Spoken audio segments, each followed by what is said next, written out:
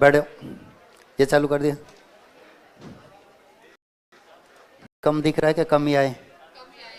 फिर ठीक है। जो सीईटी देने गए उनको तो अनुस्मारक पत्र मिला, सुबह वाले पेपर में था ना, अनुस्मारक पत्र आया था। ठीक है, पत्र जब भेजा जाता है और उसका जवाब नहीं आता, उसको याद दिलाने के लिए जो स्मरण पत्र लिखा जाता है उसे क्या कहते हैं? यही था ना, अनुस्मारक पत्र। आ गया, एक अब आ रहा, चल रहा होगा, है ना, वह 5 बजे तक आ जाएगा, 2 फिर कल आ जाएंगे, तो चलेंगे। सिलेबस में यही उनके, वहाँ ऑब्जेक्टिव पेपर है, आपको लिखना पड़ता है, बस इतना सा अंतर है। यही तो, कुछ कॉपियाँ मेरे पास ना, नाम लिखे थे क्या? नहीं लिखा हुआ, कैसे पे? देखो एक बात, ये कॉपियाँ आप मेरे से चेक कराने के लिए पन्ने देते हो ना, पहले तो अपने बैच का नाम और खुद का नाम लिख दिया करो। बैच का नाम C3 और नाम, जिससे ये आपके पास सकुशल पहुंच जाए। एड्रेस नहीं लिखोगे तो पहुंचेगा नहीं। अब देखो इसमें नाम नहीं लिखा है किसी ने, किसकी कॉपी है? परिपत्र लिखने का प्रयास किया लेकिन गलत हो गया था। आप किया क्या? लो, है ना। एक और है 055, इसने गलती लिखी की है। गलती क्या? एक तो मात्रा संबंधी अशुद्धि इसमें चल रही है, दूसरी अशुद्धि क्या चले, परिपत्र में आपके शब्द का प्रयोग किया जा रहा है। मैंने कहा किसी एक के लिए नहीं होता, ये समस्त के लिए होता है। ठीक है, ये इसमें अशुद्धियाँ रहीं। इसने पत्र क्रमांक नहीं लिखा, दिनांक नहीं लिखा, प्रतिलिपियाँ नहीं लिखी, बहुत गलतियाँ कर दी। ये किसका है क्या कोई है? ये लो पीछे देना बेटा, पीछे और पीछे, अपने से पीछे देते चलो। हाँ पीछे वाले ही लिखा हुआ है इन पे, पीछे वाले संदर्भ उन्हें आपने प्रसंग वाला ही संदर्भ लिख, विषय वाला ही संदर्भ लिख दिया, ये गलती हो गई। दूसरा, आपके शब्द का प्रयोग किया 2 बार, ये गलती हो गई। ठीक है, और विषय बिंदु से भटक गए थोड़ा सा। बाकी का जो प्रारूप था उसके अनुसार सही लिखा है। पीछे वाले, है ना। एक और है, प्रतिलिपियां नहीं लिखी गई हैं, प्रारूप का सही चयन किया गया है लेकिन विषय वस्तु थोड़ी सी गड़बड़ा गई, है ना। बाकी का सही है प्रारूप के अनुसार। इसमें भी नाम नहीं है क्या कोई?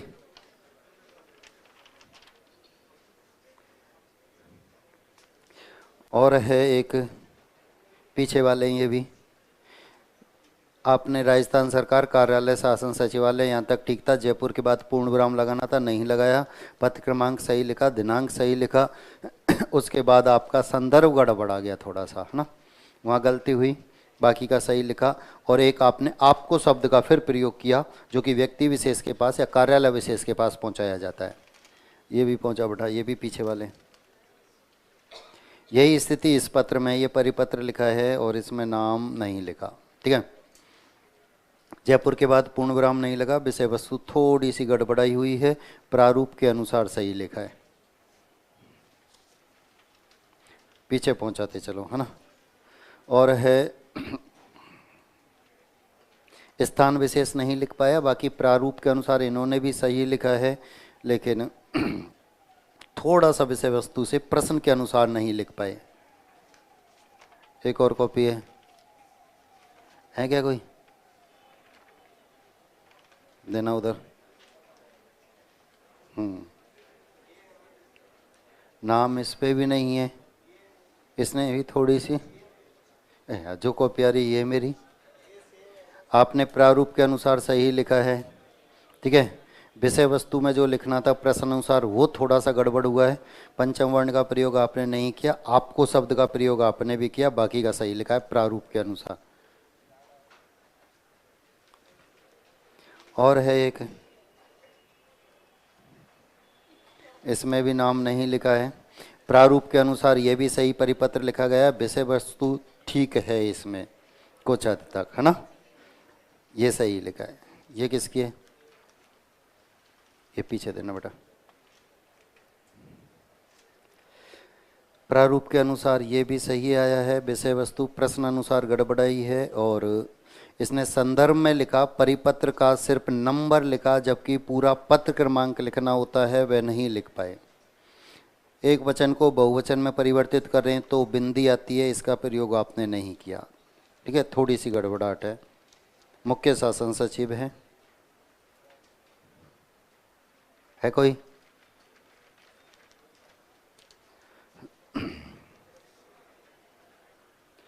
और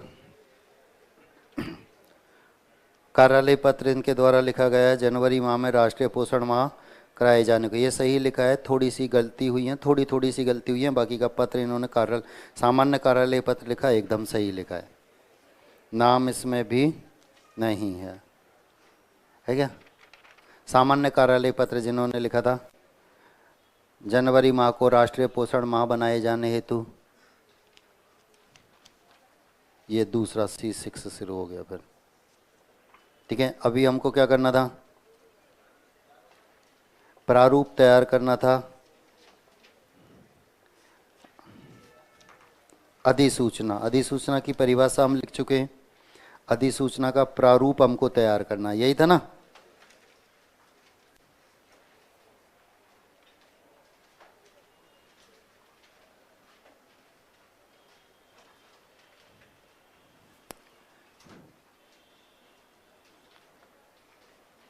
सरकार का नाम,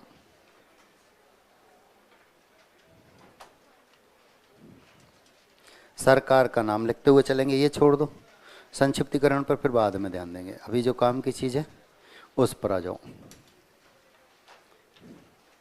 और अधिसूचना जैसी चीज़ उसे छोड़ेंगे, है ना?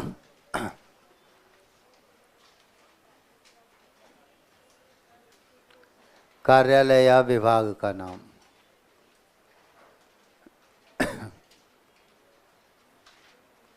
स्थान,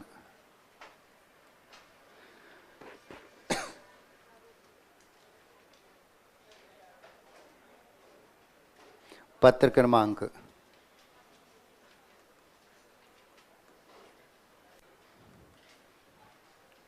दिनांक,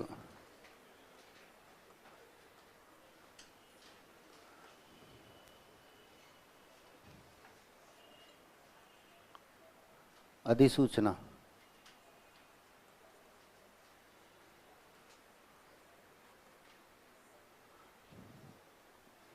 अधिसूचना,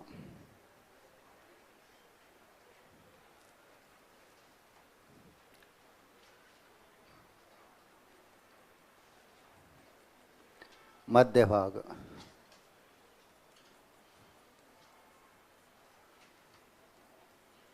विषय संदर्भ नहीं है, विषय संदर्भ नहीं है।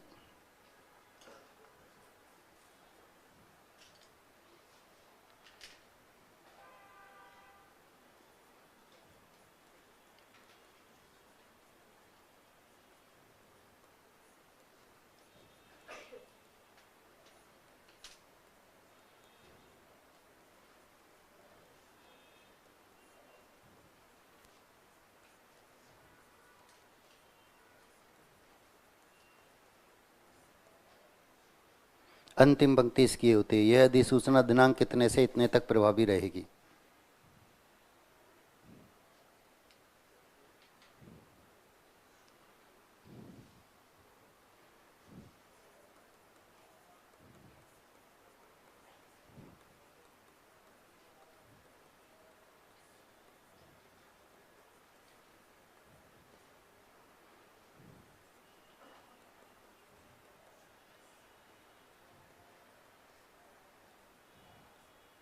आज्ञा से राज्यपाल महोदय, फिर हस्ताक्षर, पद,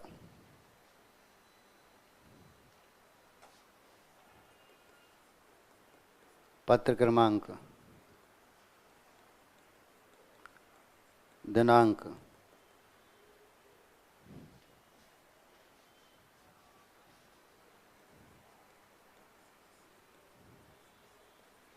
प्रतिलिपि,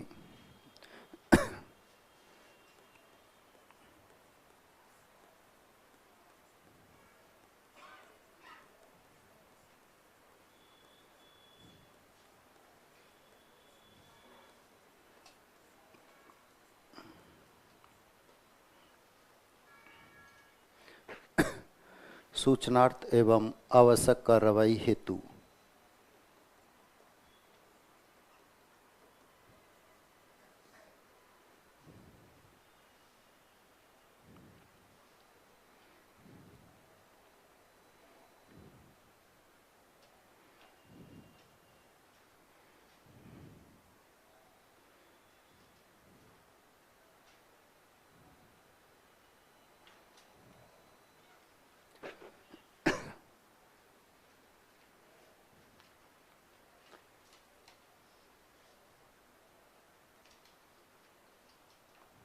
हो गया यहाँ तक?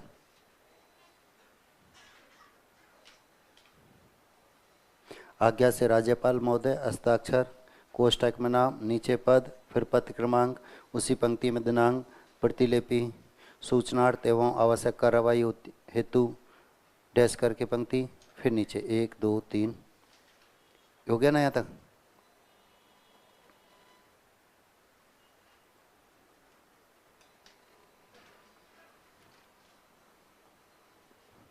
चार लिखेंगे।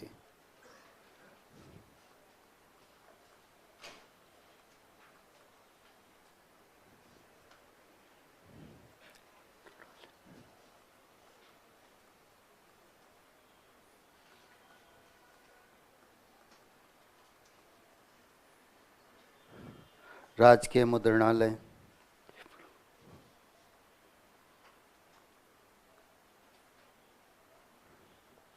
जयपुर को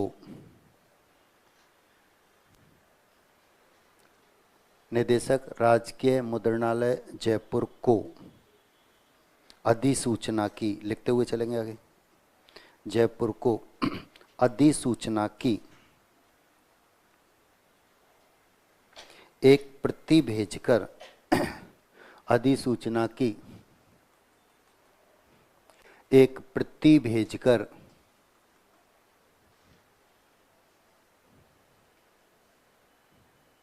लेख है कि अधिसूचना का प्रकाशन, लेख है कि अधिसूचना का प्रकाशन आगामी राजपत्र में किया जाए, आगामी राजपत्र में किया जाए। लेख है कि अधिसूचना का प्रकाशन, अधिसूचना का प्रकाशन आगामी राजपत्र में किया जाए। रक्षित पत्रावली,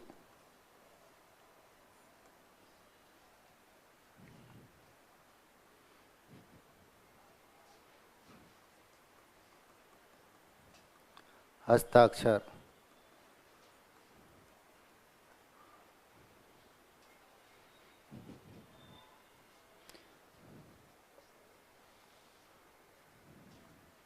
इस बार आज्ञा से नहीं लिखा जाएगा, आज्ञा से सिर्फ एक ही जगह रहेगा, दोबारा नहीं आएगा आज्ञा से, ठीक है। राज्यपाल महोदय, वह सिर्फ ऊपर।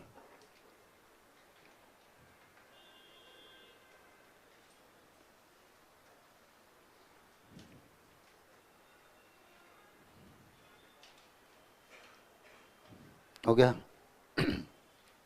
थोड़ा सा अलग है, ऊपर की पंक्तियां तो यथावत है, जहाँ तक हमारा शीर्षक आता है वहाँ तक तो हर प्रारूप में एक जैसा चल रहा है।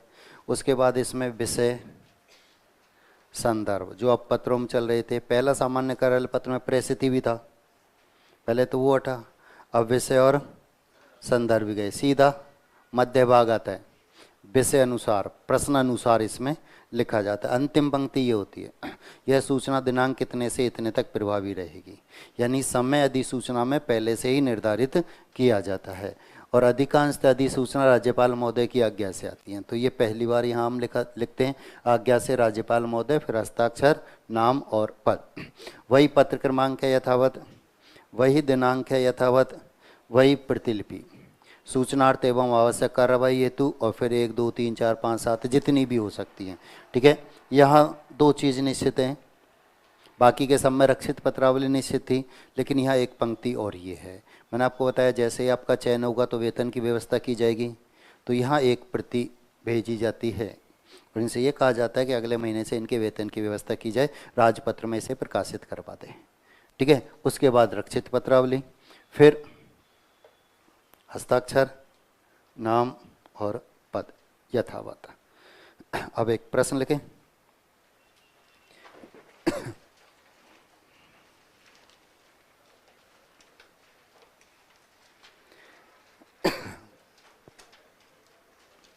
लिखेंगे उप शासन सचिव, उप शासन सचिव, उप शासन सचिव, शासन सचिवालय जयपुर,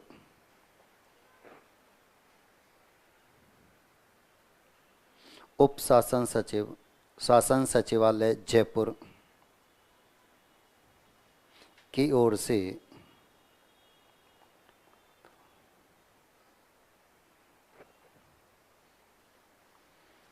से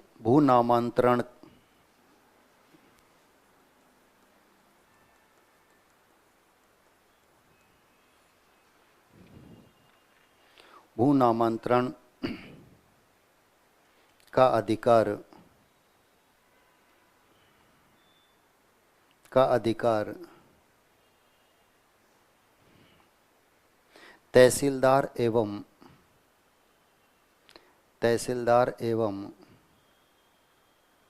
नायब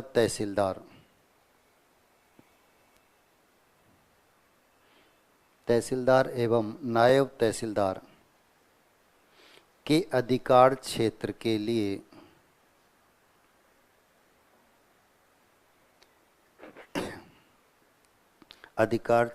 लिए एक अधिसूचना पारित कीजिए।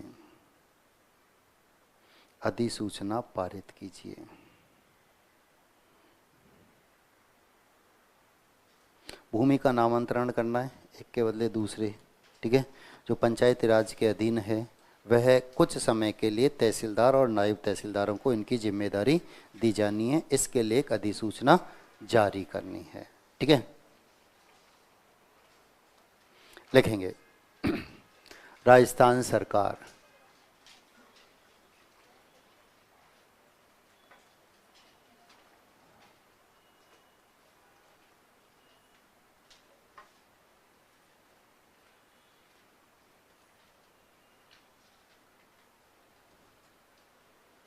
राजस्थान सरकार कार्यालय,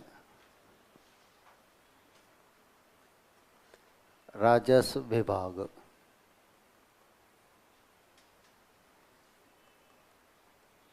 शासन सचिवालय,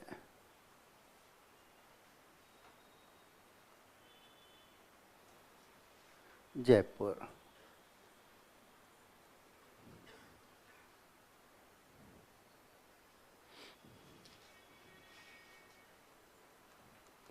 पत्र क्रमांक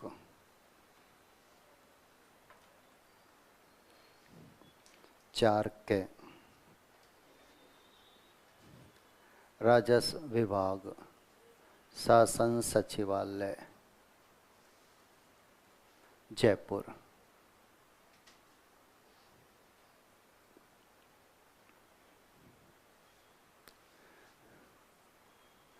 दो 2022।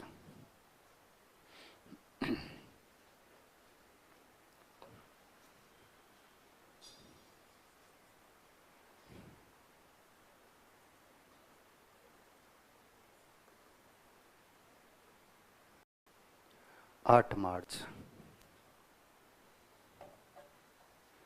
2022।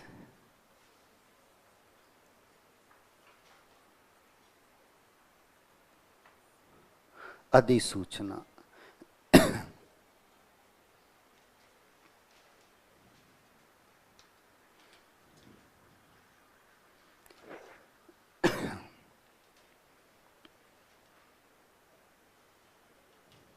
हो गया यहाँ तक।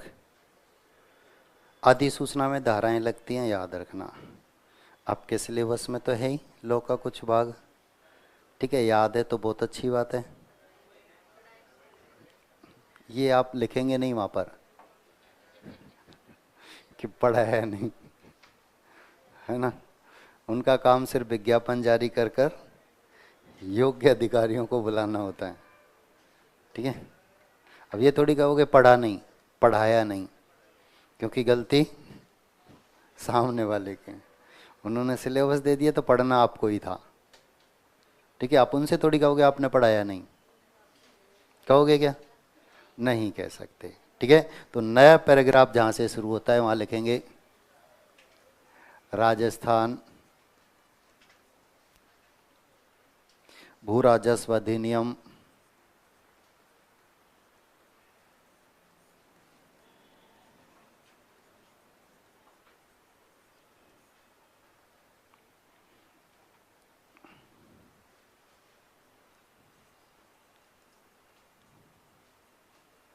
1956 की धारा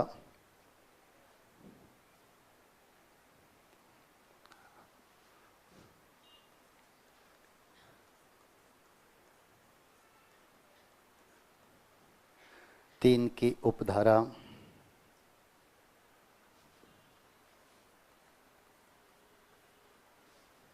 16(1)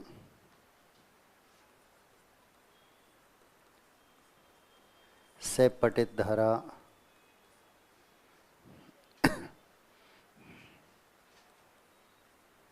16(4)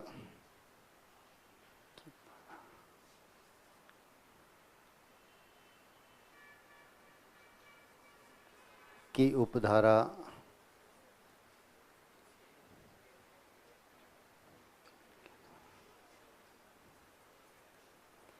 3 के द्वारा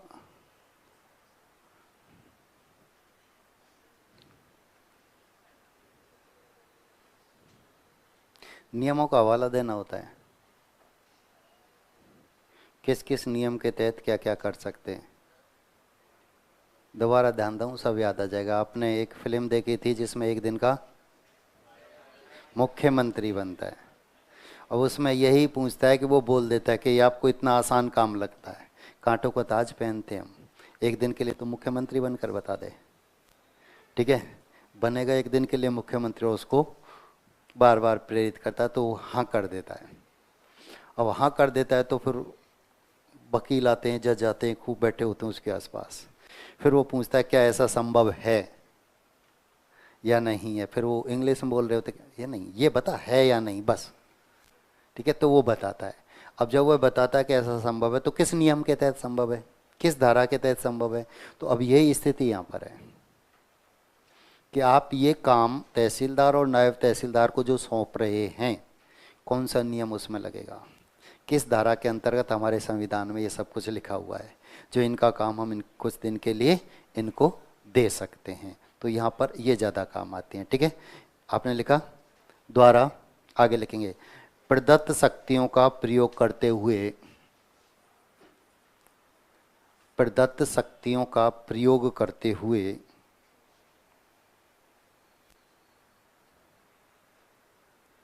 प्रदत्त शक्तियों का प्रयोग करते हुए भू नामांतरण जो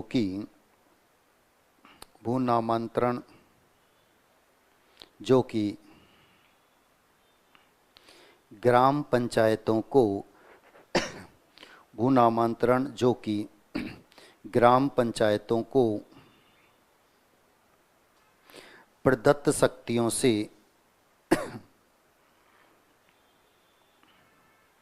ग्राम पंचायतों को प्रदत्त शक्तियों से अनुशंसित था।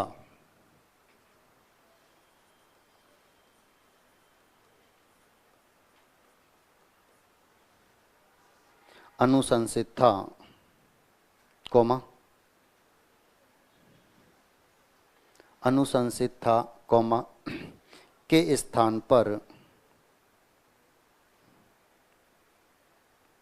ग्राम पंचायतों को प्रदत्त शक्तियों से अनुशंसित था, कॉमा, के स्थान पर समस्त तहसीलदारों एवं समस्त तहसीलदारों एवं नायब तहसीलदारों के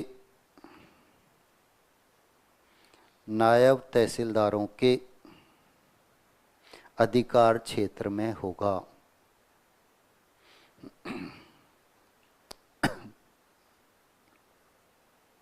ग्राम पंचायतों को प्रदत्त शक्तियों से अनुशंसित था के स्थान पर समस्त तहसीलदार एवं नायब तहसीलदारों के अधिकार क्षेत्र में होगा। पूर्णविराम। नया पैराग्राफ नंबर 2। यह सूचना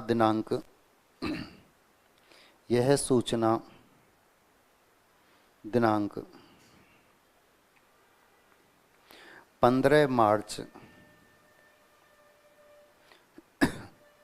2022 से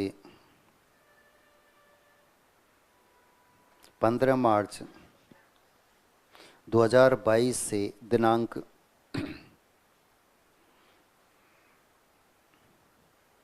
14 जून 2022 तक प्रभावी रहेगी।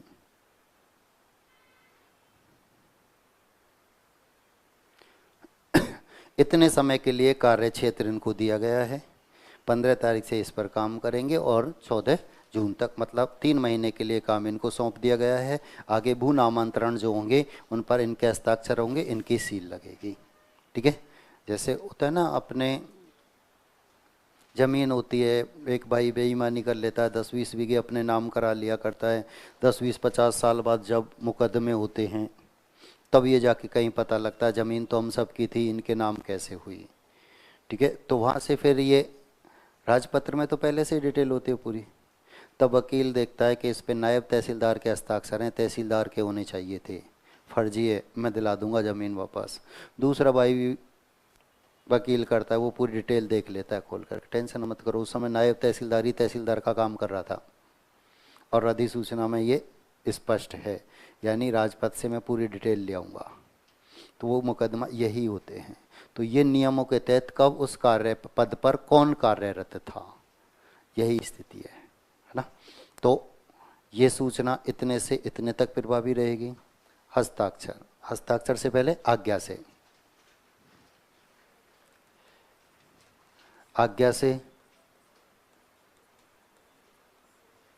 राज्यपाल महोदय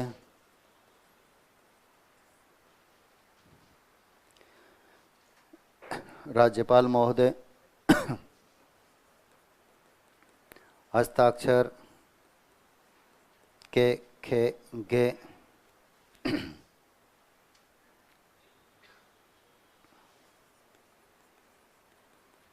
उपशासन सचिव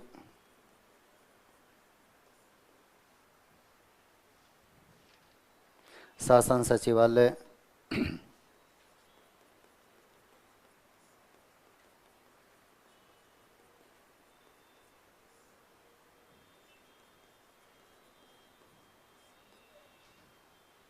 जयपुर।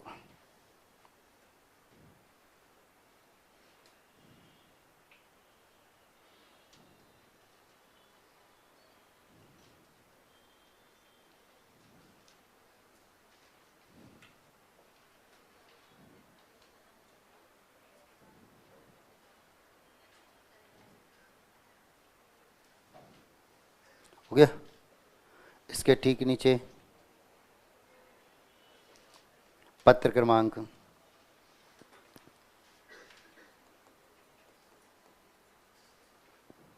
ऊपर जो आपने लिख रखा है यथावत लिख देंगे। ऊपर जो आपने पत्र करना वही यथावत, दिनांक जो ऊपर लिख रखा है वही यथावत।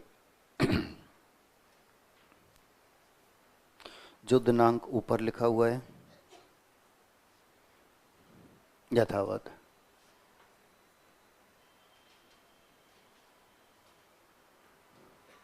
प्रतिलिपि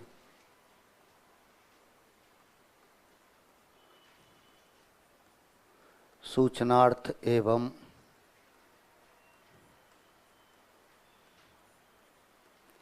कार्यवाही हेतु।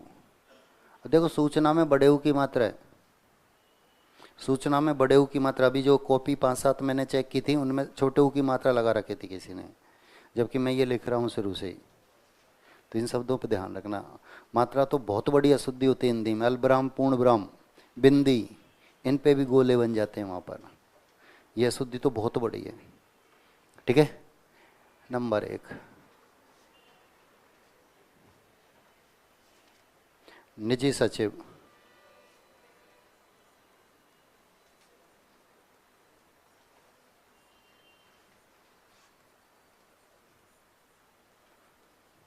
मुख्यमंत्री महोदय,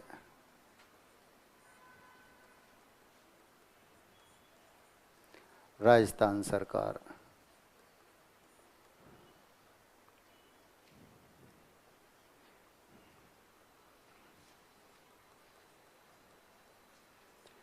निजी सचिव, राजस्व सचिव,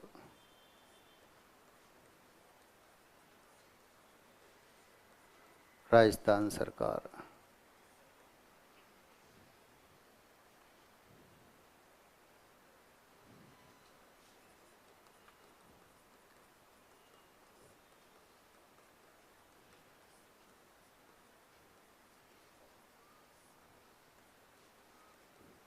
समस्त जिला कलेक्टर, राजस्थान सरकार,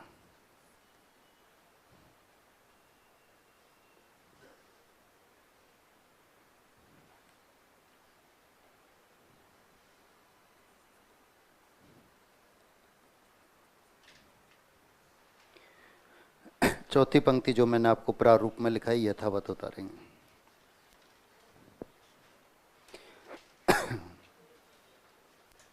चौथी पंक्ति जो प्रारूप में लिखी हुई है,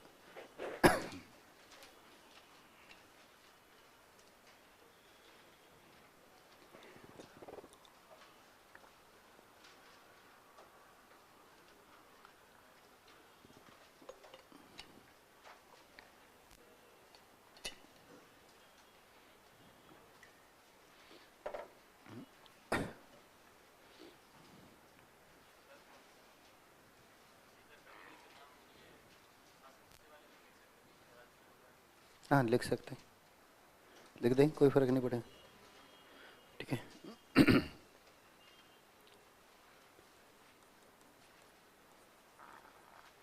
रक्षित पत्रावली,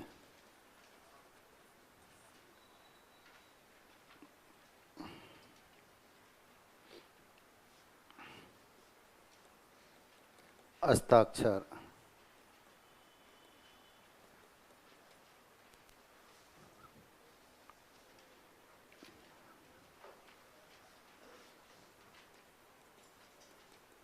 उपशासन सचिव, शासन सचिवालय,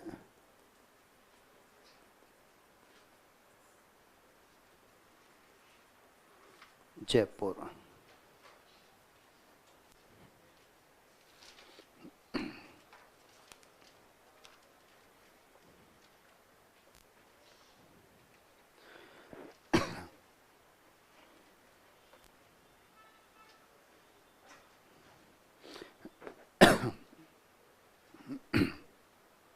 दस अंक पूरे।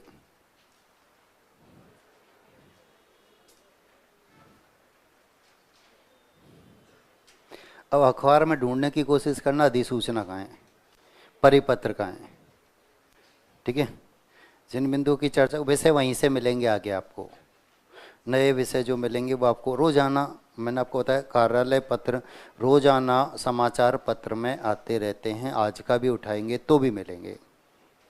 उनको उठाओ, छांटो, लिखना शुरू करो, बार बार लिखेंगे सब ठीक ठाक हो जाएंगे। एक बार लिखकर छोड़ दिया फिर थोड़ा सा ऐसा लगेगा हाँ, फिर कभी 2 महीने बाद उठाएंगे तो बस रटने वाली स्थिति में रहेंगे। फिर यदि आप साथ साथ लिखते हुए चले गए तो फिर अभ्यास में आ जाएंगे, कभी दोबारा उठाएंगे तुरंत याद आ जाता है कि हाँ साहब ये सब कुछ चर्चा पहले हो चुकी है।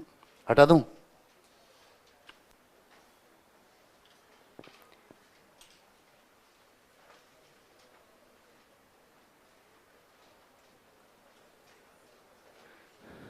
निविदा,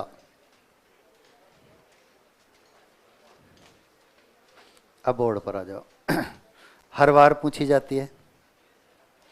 2018 के पेपर को निकाल दें, 26 जून को जो हुआ था उसके अलावा हर पेपर में एक निविदा, हर पेपर में एक निविदा, टेंडर। हिंदुस्तान में किसके नाम छूटता है एक दिन पहले ही पता होता है ना? चलो ध्यान देंगे। क्या है पहले तो ये समझ ले, हर बार पूछी जाती है, सबसे सरल होती है, क्योंकि इसमें जो कुछ होता है वो सब निश्चित होता है। हर प्रश्न में जाकर निविदा पूछी, यथावत लिखना है, निश्चित प्रारूप अभी मैं तैयार करा दूंगा, वही जाकर यथावत लिखना है। जो परिवर्तन होते हैं वो मैं आपको बता दूं।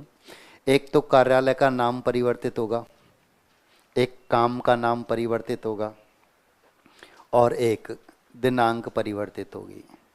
बाकी का कुछ भी परिवर्तन नहीं होता, यथावत उतारनी होती है। 3 भागों में बांटा जाता है इसे। किसी निर्माण कार्य को पूरा करवाने के लिए, ठीक है, किसी सामान की पूर्ति करने के लिए निविदाएं पारित होती हैं। और निविदा में एक अच्छी बात यह है, दिनांक को लेकर बात करें तो, कि अधिकांशतः निविदा मार्च के महीने में पारित होती हैं। हमारा जो वित्तीय वर्ष है 1 अप्रैल से शुरू होता है, तो जितनी भी निविदाएं सब मार्च में। तो आपको क्या करना है, तिथियां जो लिखनी हैं, दिनांक जो लिखने हैं, सब मार्च के ही लिखने निविदा में। आप चाहे 2 मार्च 3 मार्च से ही शुरू करो और मार्च के लास्ट तक उसे पूरा कर दो, बस। ये विशेष तौर पर तिथियां याद रखना, कोई भी आए, ठीक है। अब निविदा का प्रकाशन अखबार में किया जाना अनिवार्य होता है, हर निविदा का। 2 स्थानीय अखबार और 1 राज्य स्तरीय अखबार, उसमें प्रकाशन होगा। नहीं तो अभी मैंने आपको बताया, हिंदुस्तान में किसके नाम निविदा पारित होगी, एक दिन पहले ही सूचना जाती है अधिकारियों को। लिफाफे, मिठाइयाँ नहीं, ये पहले पहुंचता था, अब नहीं पहुंचता, अब तो % पहुंचता है ना? यही होता है ना। तो अब स्थितियां परिवर्तित हो गई, देश तरक्की कर रहा है ना, % में सब कुछ आने लग गया, तो ये स्थिति होती है। तो अब अखबार में प्रकाशित करना क्यों होता है, कि मैंने निविदा पारित की, मेरे मिलने वाला कोई ठेकेदार है, उसी के नाम मैंने, गोपनीय, इसलिए काम गोपनीय नहीं होते। समाचार पत्र में निविदा को प्रकाशित करवाना अनिवार्य होता है। 1 राज्य स्तरीय अखबार होगा जो पूरे राज्य में घूमेगा, और 2 स्थानीय होंगे, यानी उस क्षेत्र विशेष में ही आएंगे, जो कम से कम 10 दिन का समय दिया जाएगा। ये नहीं आज निविदा निकाली, आज ही उसकी अंतिम तिथि कर दी, और अगले दिन से किसी को पता लगा, किसी को पता नहीं लगा, और गोपनीयता नहीं। कम से कम 10 दिन का समय उसमें दिया जाएगा, ठीक है। तो अब 10 दिन तो खूब है, सबको पता लगता है, सब फॉर्म भरते हैं। और निविदा जब प्रपत्र भरा जाता है तो उसमें धरोहर राशि जमा होती है, और जो धरोहर राशि होती है वह अनुमानित लागत की 2% होती है। इसकी सीमा बढ़ाई जा सकती है, वह कार्य की प्रकृति और कार्यालय के नियमों पर आधारित होता है, लेकिन 2% रहेगी, ये निश्चित है। और ये धरोहर राशि जो है डीडी द्वारा ही जमा होती है, डिमांड ड्राफ्ट, ठीक है। आप कैश नहीं दे सकते, आप चेक नहीं दे सकते, तो ये डीडी द्वारा ही जमा हुआ करती है। जिसके नाम निविदा खुलती है उसको छोड़कर शेष सभी संवेदकों के धरोहर राशि वापस लौटा दी जाती है। जैसे प्लॉट हैं, फ्लैट हैं, इनके लिए फॉर्म भरवाए जेडीए ने, ठीक है। अब जिन जिन के नाम खुले उनसे तो बाकी के पैसे और ले लेंगे, बाकी के जिनके नाम नहीं खुले तो उन्होंने जो धरोहर राशि दी थी वो सब वापस हो जाती है, सब लौट जाती है, सिर्फ शराब के ठेकों को छोड़कर। उसमें धरोहर राशि वापस बाकी के सब में जाती है। पहले उनमें भी जाया करती थी, पर 2 4 5 बार से बंद कर दिया गया। कैसे पता? एक बालक मेरे साथ रहता था, फर्स्ट ग्रेड की तैयारी कर रहा था, खूब अच्छा पेपर, इतिहास से तैयारी कर रहा था, हिस्ट्री से खूब अच्छा पेपर हुआ, 82% बन रहे थे। सिलेक्शन हो जाएगा, प्रसन्नचित्त मुद्रा में गाँव गया कि साहब इस बार तो सिलेक्शन हो ही जाएगा। अच्छा, खूब मेहनत की थी, खूब मेहनत की थी, और पेपर भी वैसा ही हुआ था। रिजल्ट आया, सिलेक्शन नहीं हुआ। गड़बड़ी कहाँ हुई? 19 प्रश्न तक तो उसने अच्छे खासे गोले नीले किए थे, लेकिन 20वां जैसे आया तो उसका 21 में, 21 का 22 में, 22 का 23 में, 23 का 24 में, गोला नीला करने में गड़बड़ी हो गई। पेपर मिला रहा है आरपीएससी की से 82% बैठ रहे हैं, लेकिन सीट मिला रहा है, जाओ तब गड़बड़ी हो गई। तो ऐसी स्थितियां हो जाती हैं एग्जाम हॉल में। ठीक है, नहीं हुआ। एक दिन आता है कि सर 20,000 रुपये दो। क्या करेगा? काम है कोई? 20,000? पापा से बात करा, तेरे पापा से बात करा, ऐसे 20,000 रुपये तेरे को क्यों दे दूं? क्या काम है? मुझे पता तो होना चाहिए। कि ठेके में लगाऊं, मन पिटूंगा, निकल। और कहाँ से जुगाड़ किया पता नहीं, लगा दिया और निकल आया। अगले दिन 32 लाख का बेच दिया।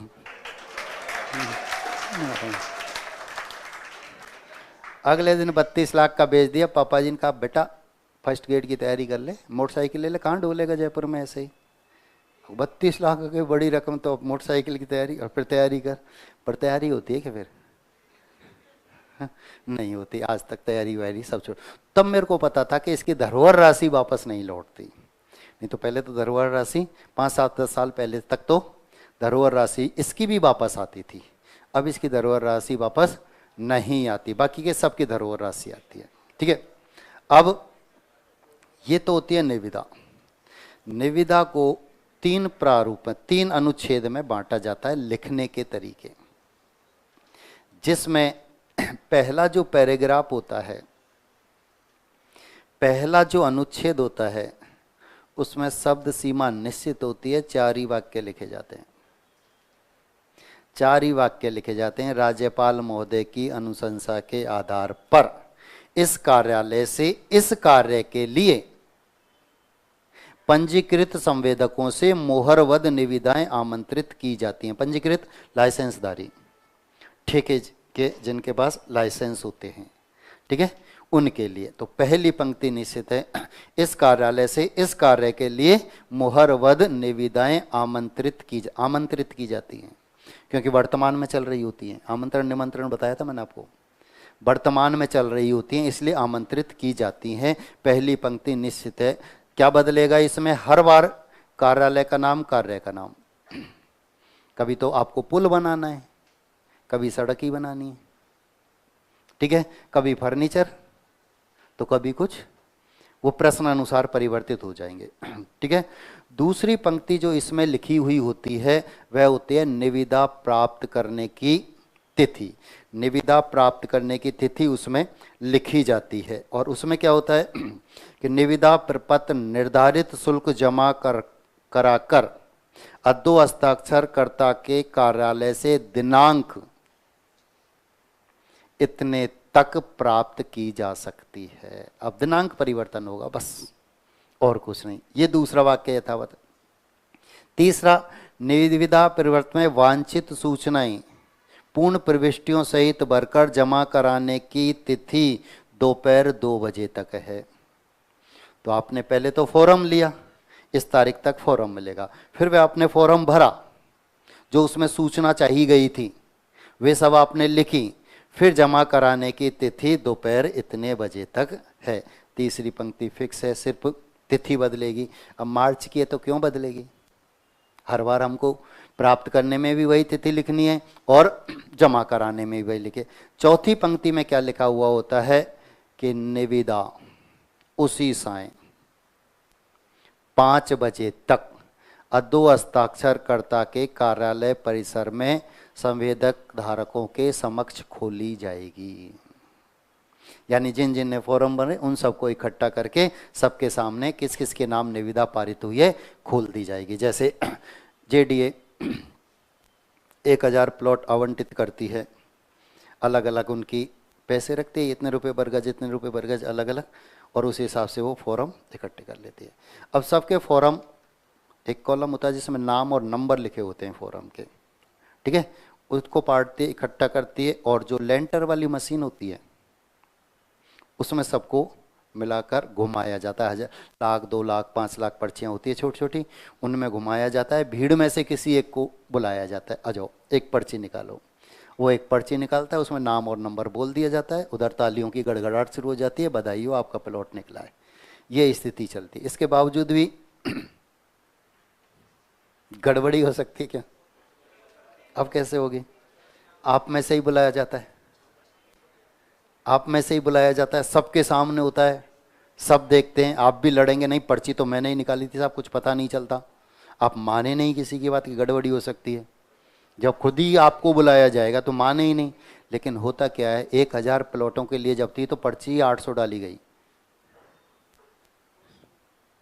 आपने तो कौन सी गिननी, कहाँ 1 हो गया, 2 हो गया, 340वां नंबर चल रहा है, ये चल, किसी को नहीं पता। और वो पहले से ही हिंदुस्तान में आप जानते हैं क्या हो जाता है, ठीक है। अब 4 पंक्तियां यथावत रहेंगी, इसमें कोई परिवर्तन नहीं होगा। कार्यालय का नाम बदलेगा, कार्य का नाम बदलेगा, तिथियां बदलेगी। बाकी की चारों पंक्तियां तोते के जैसे रटकर जाननी है और लिखनी है। फिर आता है कार्य का विवरण।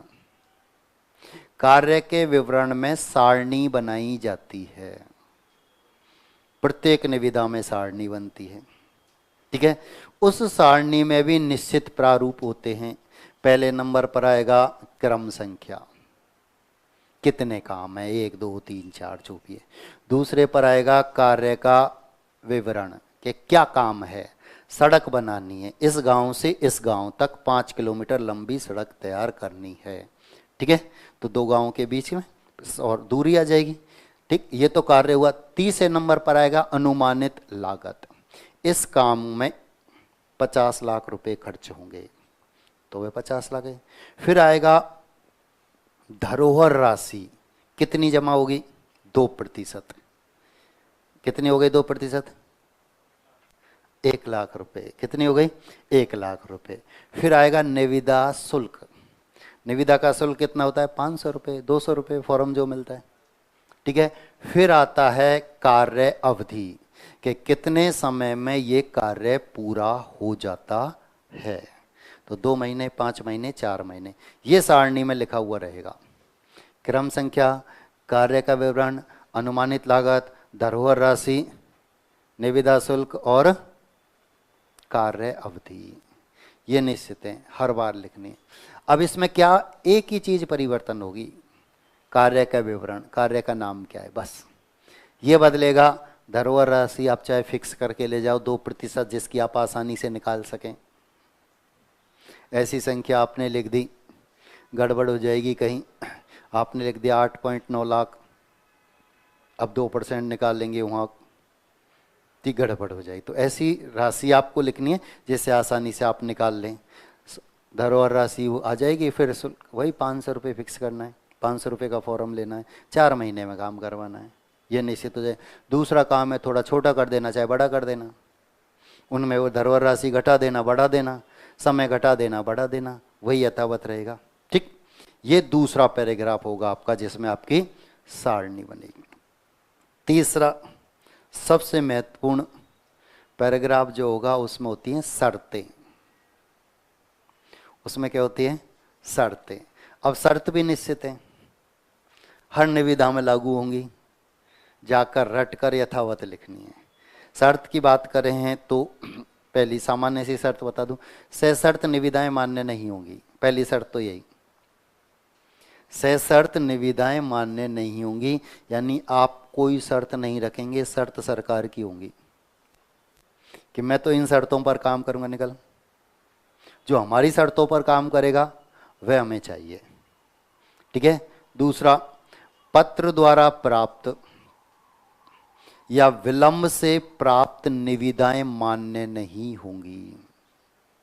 अब पत्र द्वारा निविदा मंगा रहे हैं, भर रहे हैं, समय अवधि जब खत्म हो गई उसके बाद आप फॉर्म जमा करा रहे हैं, तो वे फिर निविदाएं मान्य नहीं होंगी। सबसे महत्वपूर्ण शर्त क्या है किसी भी निविदा को बिना कारण बताए निरस्त करने का अधिकार अधो हस्ताक्षर कर्ता के पास सुरक्षित रहता है। बिना कारण बताए किसी भी निविदा को कभी भी खत्म किया जा सकता है, निरस्त किया जा सकता है, आप केस नहीं कर सकते। शर्त में लिखा हुआ है पहले से ही। ये स्थिति कब आती है? जैसे यहां से यहां पुल बनाना है, ठीक है, निविदा पारित हुई मेरे नाम, और इसमें 6 महीने बाद काम शुरू करना है, जुलाई में काम शुरू करना है, अगस्त में काम शुरू करना है, ठीक है। मेरे नाम निविदा पारित हो गई, सारा टेंडर जो छूटना था वो हो गया। अब मेरे से कहती है आप अपनी तैयारी में लग जाओ, इतने दिनांक से काम हमको शुरू करना है, इतने दिनांक तक पूरा हो जाना चाहिए। मैं अपने कार्य में जुट गया। इस 6 महीने में क्या होती है? सरकार परिवर्तित हो जाती है। 6 महीने में क्या हुआ? सरकार बदल गई, नई सरकार आते ही कहते हैं यहाँ पुल की आवश्यकता नहीं है, नहीं बनेगा, तो निविदा निरस्त। अब मैं केस नहीं कर सकता, मैं केस नहीं कर सकता क्योंकि शर्त में पहले से ही लिख, बहुत कम स्थितियों में होती है, बहुत कम स्थितियों में ऐसा होता है। तो शर्त में पहले ही लिखा था बिना कारण बताए किसी भी निविदा को पूर्ण निरस्त करने का अधिकार अधो हस्ताक्षरकर्ता के पास सुरक्षित रहता है, ठीक है। अब जैसे ही आप काम शुरू करते हैं तो आपका लाइसेंस जमा होता है, वहां ओरिजिनल लाइसेंस जमा होता है। एक ठेकेदार, एक संवेदक एक बार में एक ही काम कर सकता है। दूसरा काम करेगा तो उसको लाइसेंस जमा कराना पड़ेगा, जबकि वो उसके पास है ही नहीं, वह पहले से ही जमा है। आप देखते हैं कि एक व्यक्ति अलग अलग नाम से ऐसे अलग अलग काम चल रहे होते हैं, वे फिर कंपनियां होती हैं। वे कंपनियां क्या है, ठेकेदारों को हायर करती हैं, उनको सैलरी बेस पर अपने पास रखती हैं और फिर उनके लाइसेंस लगाती हैं, ठीक है। कोई भी ग्रुप है बड़ा सा, अब वह काम कर रहा है, कहीं सड़क बन रही है उस ग्रुप से, कहीं पुल बन रहा है, कहीं तालाब बन रहे हैं, कहीं कुछ हो रहा है, तो उनके जो यहाँ वहाँ कर्मचारी होते हैं, उनके यहाँ जो कार्यरत होते हैं, उनके लाइसेंस वहाँ जमा होते हैं। तो एक बार में एक ठेकेदार एक ही कार्य को करता है। यदि वह कार्य बीच में छोड़ देता है या समय रहते पूरा नहीं करता है तो उसकी धरोहर राशि जब्त कर ली जाती है, लाइसेंस रद्द हो जाता है, धरोहर राशि लौटाई नहीं जाएगी, ठीक है, और लाइसेंस कैंसिल हो जाएगा, ठीक है। यह स्थिति भी है। यदि फॉर्म जमा कराने की तिथि में किसी कारणवश अवकाश आ जाता है तो अगला कार्य दिवस उसमें गिना जाता है। जैसे कोई निविदा है 10 फरवरी तक ही फॉर्म जमा करा सकते हैं, अंतिम तिथि, लेकिन अचानक राजकीय शोक आ गया, 9-10 तारीख की छुट्टी, कोई काम नहीं होगा, ठीक है, तो अगला दिवस उसमें फिर गिना जाएगा। 10 तक छुट्टी है तो 11 तारीख को आप ये काम कर सकते हैं। यदि किसी कारणवश विवाद हो जाता है तो न्यायिक क्षेत्र वही जिला परिसर होगा, जिला मुख्यालय होगा। जयपुर है तो जयपुर ही रहेगा, बीकानेर है तो बीकानेर, जोधपुर है तो जोधपुर, भरतपुर है तो भरतपुर। ये नहीं भरतपुर में निविदा पारित हुई, आप जयपुर में केस कर रहे हैं, नहीं, उसी क्षेत्र में हो। तो ये शर्तें क्या है, निश्चित है, हर निविदा में लिखनी है, हर निविदा में लिखनी है। इसलिए निविदा बड़ी तो है पर सरल है, पर सरल है, जाकर सी और पूछी भी जाती है और जाकर इसको यथावत लिखना ही होता है, ठीक है। तो लिखेंगे आप निविदा क्या है ये तो लिखा दूं,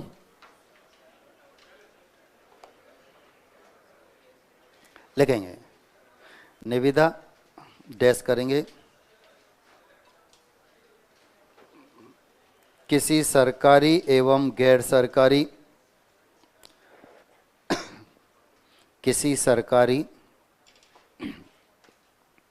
एवं गैर सरकारी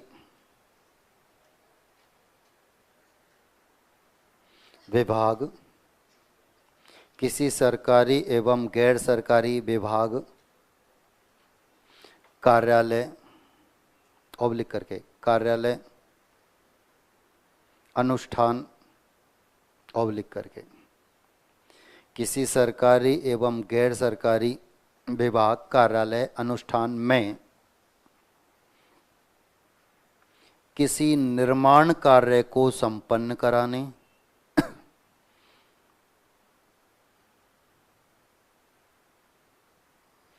किसी निर्माण कार्य को संपन्न कराने कौमा सामान की आपूर्ति कराने सामान की आपूर्ति कराने या अपने सामान की नीलामी करने के लिए या अपने सामान की नीलामी करने के लिए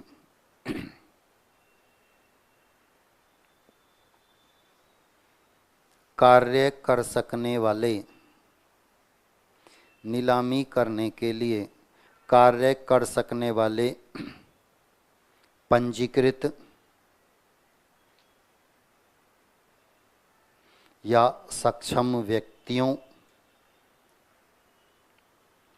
पंजीकृत या सक्षम व्यक्तियों ऑब्लिक ठेकेदारों ऑब्लिक संवेदकों को ठेकेदारों ऑब्लिक संवेदकों को सूचनार्थ समाचार पत्र में सूचनार्थ सूचना के लिए सूचनार्थ समाचार पत्रों में कार्य प्रस्ताव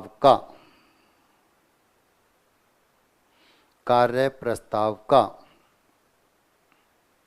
जो आमंत्रण पत्र प्रकाशित किया जाता है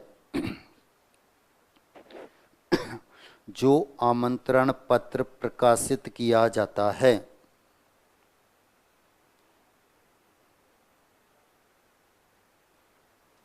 उसे निविदा प्रपत्र कहते हैं। कार्य प्रस्ताव का जो आमंत्रण पत्र प्रकाशित किया जाता है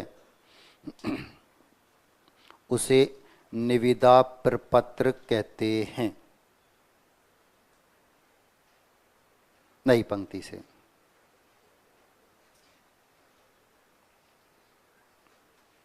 निविदा का अखबार में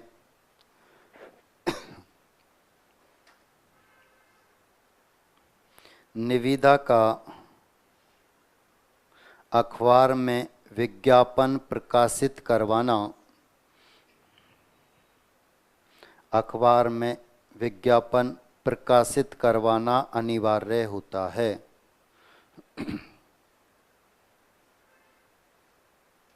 अनिवार्य होता है। कोष्टक में लिखेंगे दो स्थानीय अखबार तथा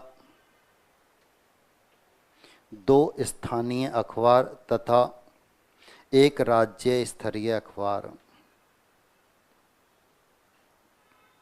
दो स्थानीय अखबार तथा एक राज्य स्तरीय अखबार। नई पंक्ति से लिखेंगे कम से कम 10 दिन का समय दिया जाता है। ये पंक्ति विशेष तौर पर याद रखनी है। कम से कम 10 दिन का समय दिया जाता है।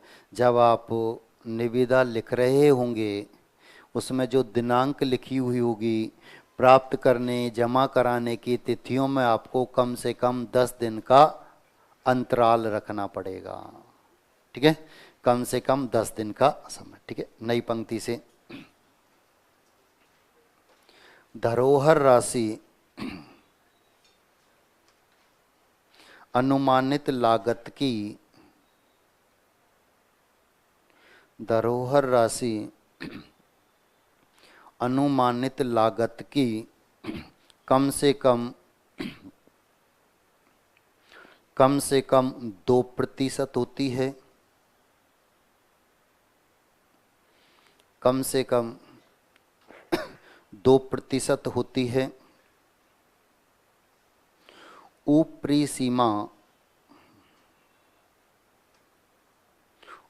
सीमा कार्य की प्रकृति एवं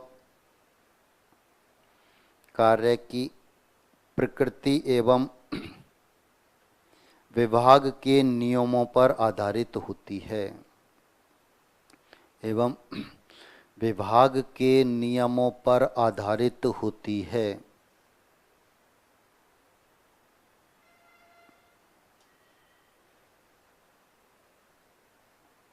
2% कम से कम रहेगी। कार्य की प्रकृति कैसे है, विभाग के नियम क्या बनाए हैं उस समय, उसके ऊपर इसकी सीमा बढ़ाई जा सकती है। ठीक है, नई पंक्ति से धरोहर राशि निविदा प्रपत्र जमा करवाने के साथ ही निविदा प्रपत्र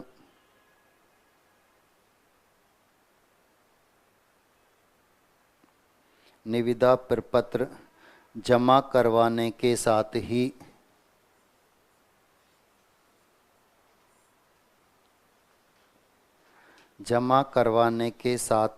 जमा करवानी पड़ती है।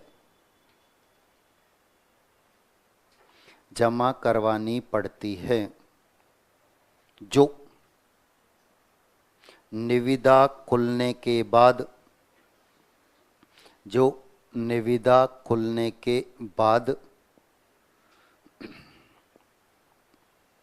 जारी आदेश पारित के पश्चात निविदा खुलने के बाद जारी आदेश पारित के पश्चात शेष संवेदकों को लौटाई जाती है। शेष संवेदकों को लौटाई जाती है।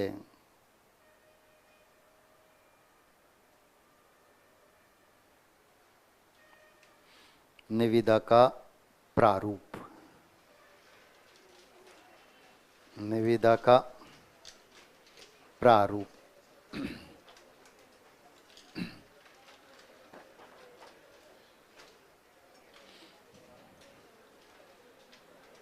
अगली क्लास में तैयार करेंगे। अवतरण कितने हो गए थे?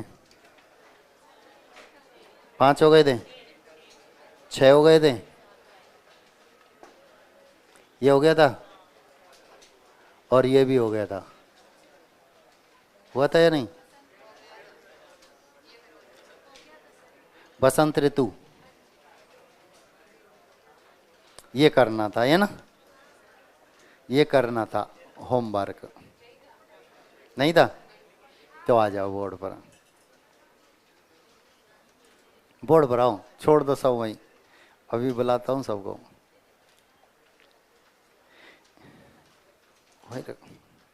ये काम की चीज है। ठीक है, देखो क्या होता है, अवतरण को सावधानी पूर्वक पढ़ना होता है सबसे पहला काम तो, जिसमें हम क्या करते हैं, सिर्फ पढ़ते हैं, सावधानी गायब कर देते हैं।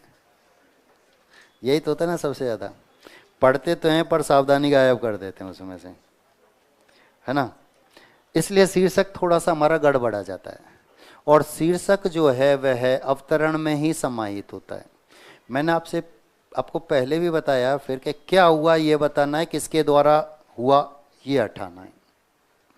क्या हुआ ये बताना है, किसके द्वारा हुआ ये हटाना है। गुण प्रदर्शित करने, उदाहरण हटाने, यही तो मतलब। अब जो हुआ उसके लिए उचित शीर्षक क्या निकलेगा, तो आपको इनको रेखांकित करते हुए चलना होता है। जब आप अवतरण करें कि हाँ इसकी चर्चा की जा रही है, वहाँ रेखांकित कर दिए, आगे निकल गए।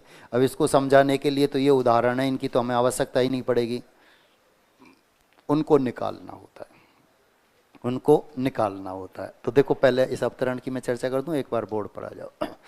बसंत ऋतु के आगमन से शीत का भयंकर कोप भाग जाता है। तो चर्चा किसकी हो रही है? बसंत ऋतु की। ठीक है, अब जब बसंत ऋतु आती है तो सर्दी गायब हो जाती है। ठीक है, गायब हो जाए। पतझड़ से पश्चिम पवन से, पवन ने जीर्ण शीर्ण पत्तों को गिराकर लता कुंजों, पेड़ को स्वच्छ और निर्मल बना दिया। वृक्षों और लताओं के अंग में नूतन पत्तियां प्रस्फुटन उत्पन्न होने से यौवन की मादकता छा गई। कनेर, कर्णवीर, मंदार, पाटल, ये क्या है? उदाहरण, ठीक है। इत्यादि पुष्पों की सुगंध, इन पुष्पों की सुगंध दिग दिगंत में अपनी मादकता का संचार करने लगी। तो ये उदाहरण विशेष। न शीत की कठोरता न ग्रीष्म का ताप। मतलब बसंत ऋतु जब आती है ना तो शीत की कठोरता रहती है और ना ग्रीष्म ऋतु का ताप रहता, ना तो गर्मी अधिक होती है ना सर्दी अधिक होती है, ठीक है। बीच का मौसम इस समय हुआ करता है। ये पंक्ति अपने काम की निकलेगी। समशीतोष्ण वातावरण में प्रत्येक प्राणी की नस नस में, ये उदाहरण, ठीक है, उत्फुल्लता और उमंग की लहर छा जाती है। क्या होता है? ये है। क्या होता है? ये है। ये उदाहरण नहीं, क्या होता है? ये उदाहरण। अब उदाहरण में क्या है? गेहूं के सुनहरे बालों में के पवन स्पर्श के कारण रुनझुन का संगीत फूट रहा है। पत्तों के अधरों पर सोया हुआ संगीत मुखरित हो रहा है इस ऋतु के आने पर। ये उदाहरण विशेष, ठीक है। पलाश वन की छटा हर ओर दिखाई पड़ रही है। कलियों के यौवन की अंगड़ाई भ्रमरों को आमंत्रण दे रही है। उदाहरण है। अशोक के अग्निकर्म कोमल एवं नवीन पत्ते वायु के स्पर्श से तरंगित हो रहे हैं। शीतकाल के ठिठुरे अंगों से पुरातनता का प्रभाव तिरोहित हो रहा है। प्रकृति कोयल का पंचम आलाप, भ्रमरों का गुंजन और कलियों की चटक वनों और उद्यानों के अंकों में शोभा का संचार, सब ऐसा लगता है जैसे जीवन में सुख ही सत्य है। तो इन सब से हो रहा है। ये उदाहरण के रूप में हमारे सामने प्रस्तुत है। आनंद के एक क्षण का मूल्य पूरे जीवन को अर्पित करके भी नहीं चुकाया जा सकता। अब ये पंक्ति हमारे काम की आई, ठीक है। अब देखेंगे चर्चा किसकी हुई है। तो सबसे पहला शीर्षक निकलता है ऋतुराज बसंत। ऋतुराज बसंत, ठीक है। इसमें सब कुछ समाहित हो गया। दूसरा शीर्षक आप सटीक जो निकाल सकते हैं वो ये कि बसंत ऋतु की शोभा। बसंत ऋतु की शोभा। तो बसंत ऋतु में क्या क्या शोभायमान होता है, अच्छा लगता है, वही है बसंत ऋतु। सौंदर्य, शोभा, ये शीर्षक आपके निकल कर आते हैं। इसके अलावा कुछ और आया तो थोड़ी सी गड़बड़ाहट हो जाती है। मूल बिंदु विशेष से हम भटके थे, ठीक है। नहीं, प्रकृति से संबंधित यहाँ कोई चर्चा नहीं आई, सिर्फ एक ऋतु विशेष से संबंधित यहाँ पूरी चर्चाएं हैं। उसमें क्या हुआ, ये बसंत ऋतु लिखेंगे तो चलेगा। हाँ वो तो आ गया ना, ठीक है। बसंत ऋतु भी लिखेंगे तो भी चलेगा, ये भी सटीक हो जाएगा। बसंत ऋतु का मधुमास, नहीं, सुहावना बसंत, हाँ ये ठीक चलेगा।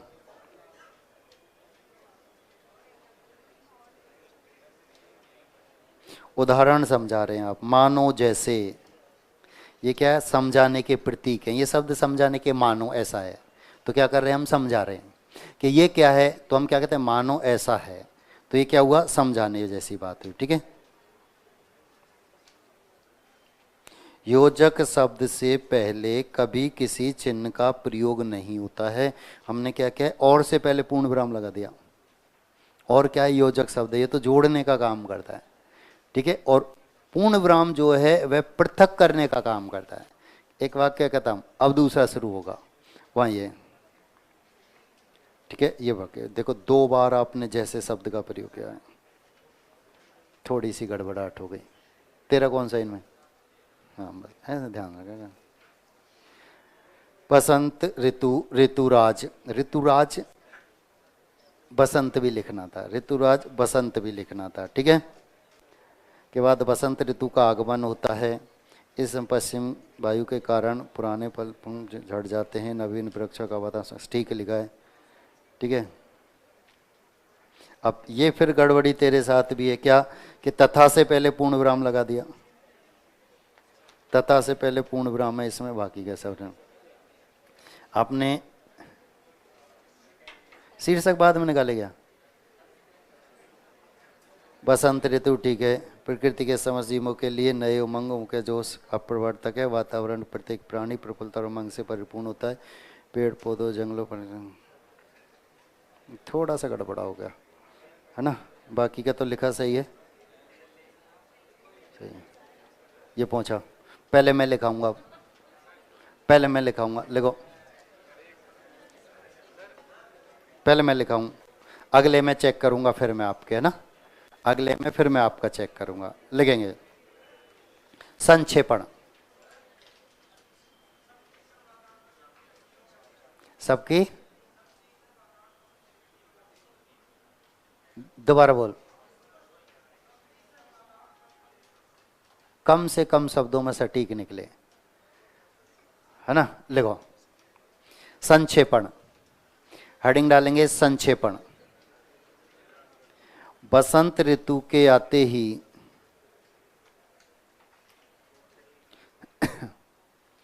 बसंत ऋतु के आते ही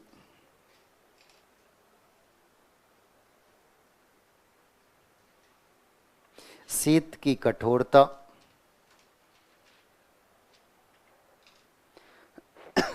शीत की कठोरता और ग्रीष्म का ताप समाप्त हो जाता है। ये पंक्ति आ गई देखो, ना तो शीत की कठोरता रहती है ना ग्रीष्म का ताप रहता है, ग्रीष्म का ताप समाप्त हो जाता है। पूर्ण विराम। अब इसके आने पे क्या होता है, ठीक है, लिखेंगे वृक्षों के जीर्ण शीर्ण, वृक्षों के जीर्ण शीर्ण। अब यह शब्द हमको यथावत लिखना है, कठिन लग रहा है तो इसके स्थान पर क्या लिखेंगे, पुराने पत्ते गिर जाते हैं। वृक्षों के जीर्ण शीर्ण कोष्टक में लिख दो पुराने, ठीक है, पत्ते गिर जाते हैं और उनमें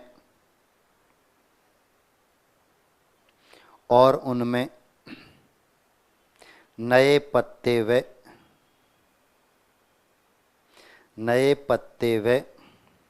रंग बिरंगे फूल निकल आते हैं। रंग बिरंगे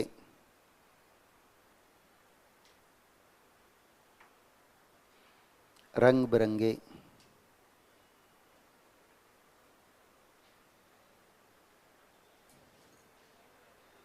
रंग बिरंगे, याद आ गया। अरे पंचम वर्ण लिखना था,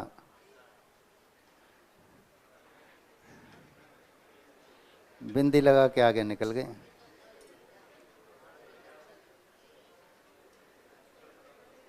लिखा, बिंदी वाला भी सही है, गलत नहीं है। आप उसके नीचे पंचम वर्ण वाला बगल में कहीं लिख दो। रंग बिरंगे फूल निकल आते हैं। मानव जीवन में मानव जीवन में उमंग की नई चेतना छा जाती है। मानव जीवन में उमंग की नई चेतना छा जाती है। उमंग,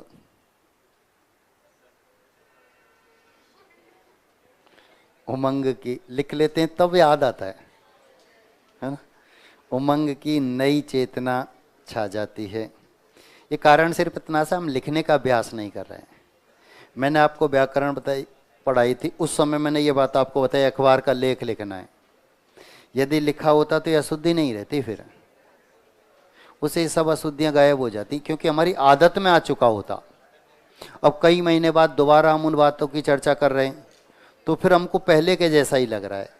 फर्क क्या लग रहा है कि अब नियम पता था, उस समय नहीं पता था, ठीक है। नई चेतना छा जाती है। पूर्ण विराम। प्रकृति में सभी जगह नव जीवन का संचार होने लगता है। नव जीवन का संचार होने लगता है। संचार।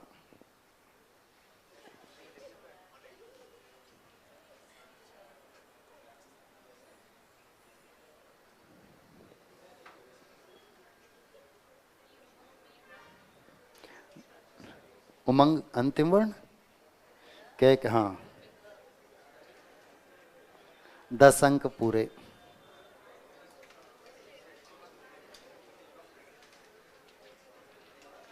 अब ध्यान दो, ध्यान देना एक बार बोर्ड पर।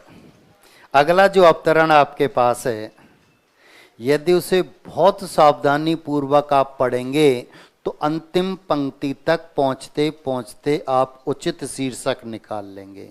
यदि इसमें थोड़ी सी सावधानी हटी, शीर्षक नहीं निकलेगा, शीर्षक नहीं निकलेगा। इसलिए ध्यानपूर्वक पढ़ो, ठीक है। तब तक मैं कॉपियां देख लेता हूं, है ना, 2 4 5। यही वाला है? नहीं, फिर शीर्षक गड़बड़ा गया था। मैंने कहा बहुत सावधानी से पढ़ना है।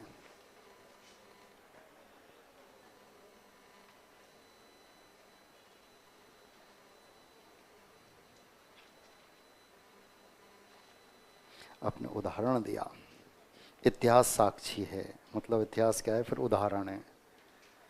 गलत हुई यहाँ, उदाहरण आ गया ना, तो इतिहास साक्षी है मतलब आप उदाहरण देकर बता रहे हो कि देखो एक उदाहरण, या इतिहास में पहले ऐसा हो चुका है ना।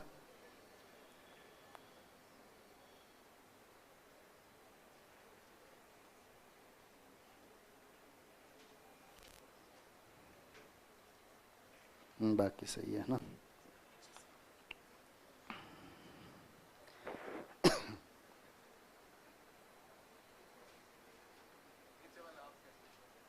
ऊपर वाला देखना है ना। मैंने कहा किसके द्वारा हुआ ये हटाना है, तो आपने क्या लिखा है, पछुआ पवनों। तो इनके द्वारा तो हुआ था, क्या हुआ ये लिखना है, किसके द्वारा हुआ ये उदाहरण होते, ठीक है। हाँ बाकी सही है।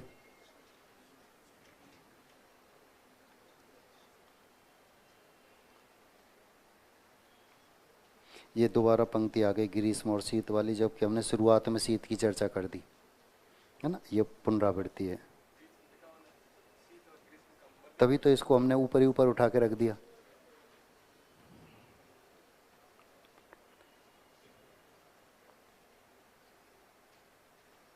बाकी सही है ना। बाकी अगले वाले पे भी ध्यान देना है, बहुत सावधान, पूरा है।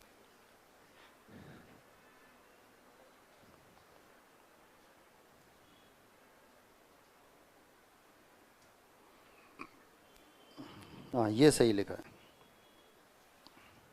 है ना। ये कौन है,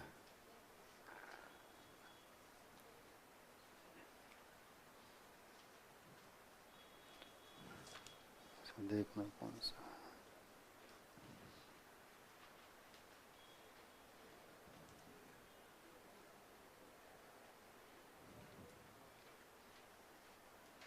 ये उदाहरण देकर समझाने लगे। ऐसा लगता है मानो, हमने लिखा है ऐसा लगता है मानो, मतलब हम समझा रहे हैं किसी को। फिर लक्ष्मी,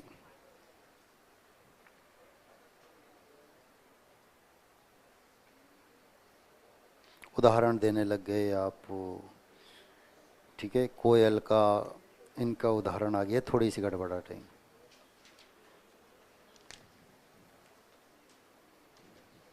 नहीं, ये शीर्षक सही नहीं निकला है।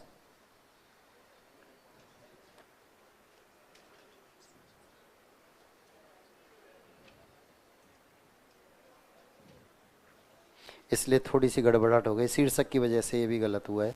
किसके?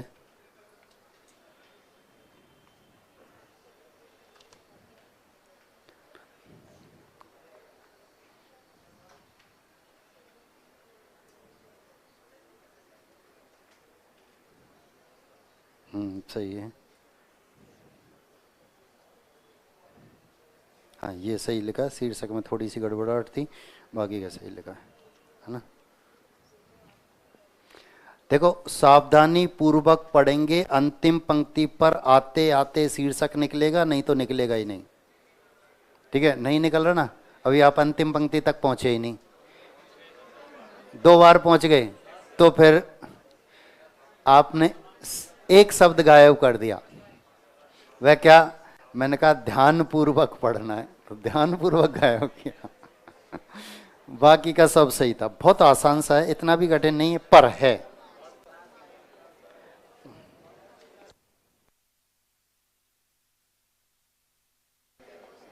निकालो, देखो, बिना पड़ोसी की कॉपी देखे तो आप निकाल सकते हैं, पड़ोसी की कॉपी आते ही तो गड़बड़ हो जाएगी। आपकी नजर इधर उधर गई तो आप शीर्षक चाहकर वही निकालोगे।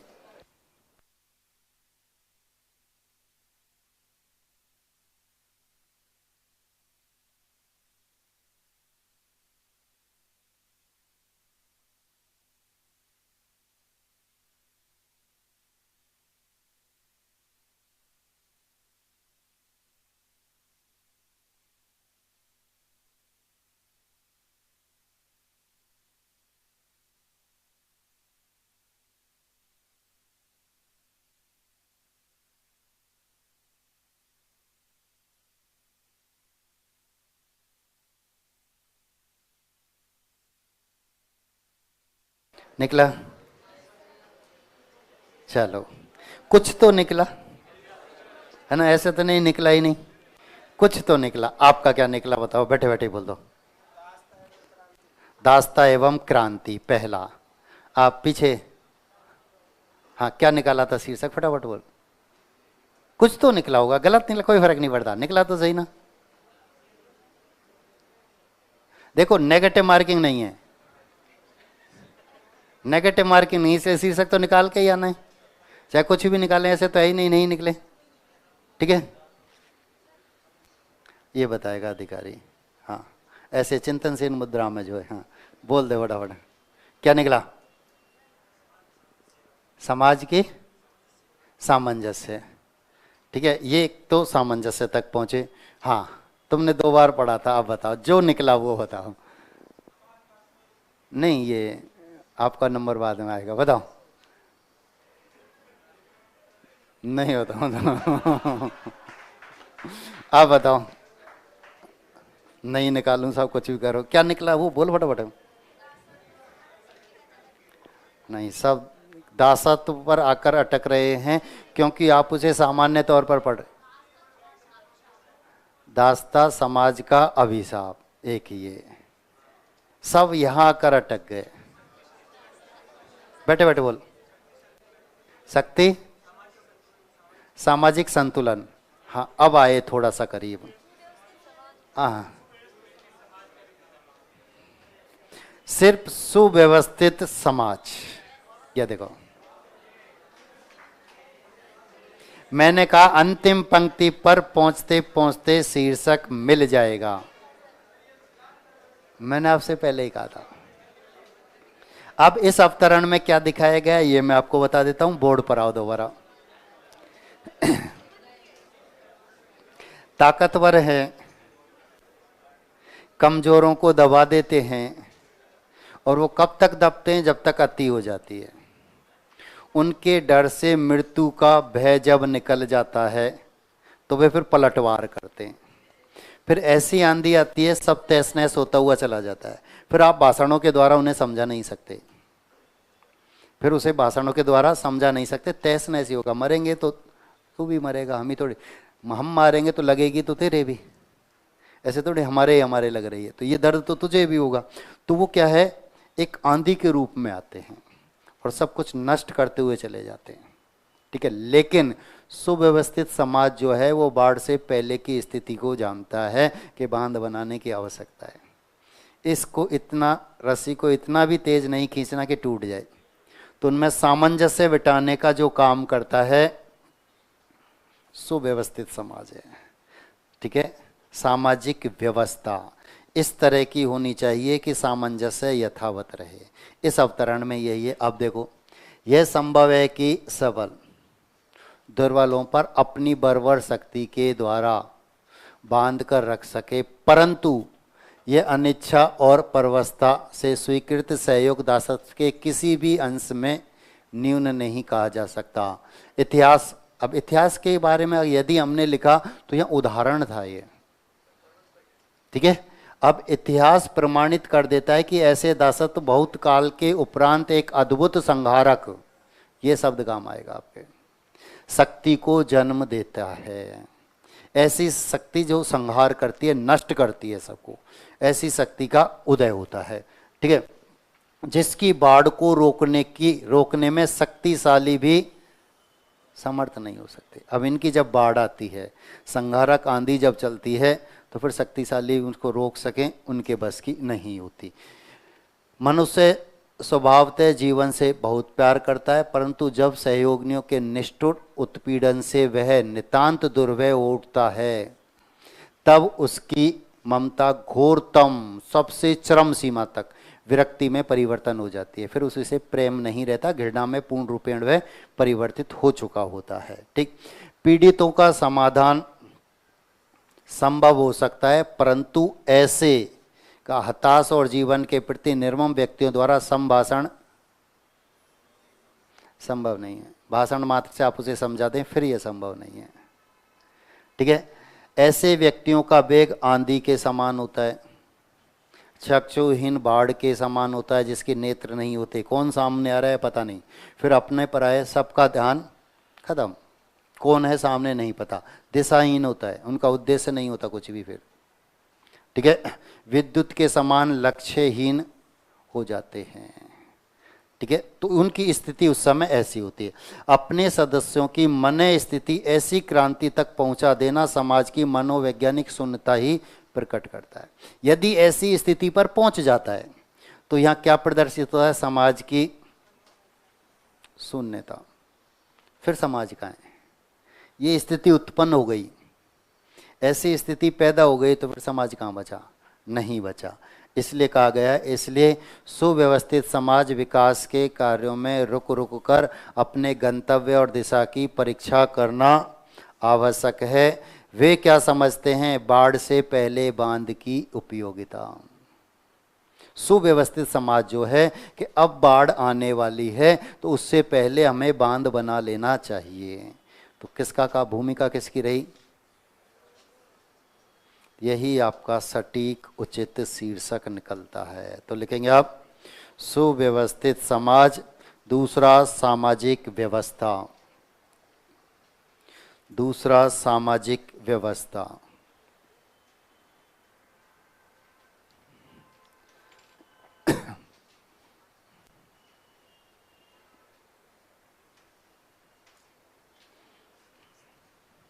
लिखेंगे संक्षेपण,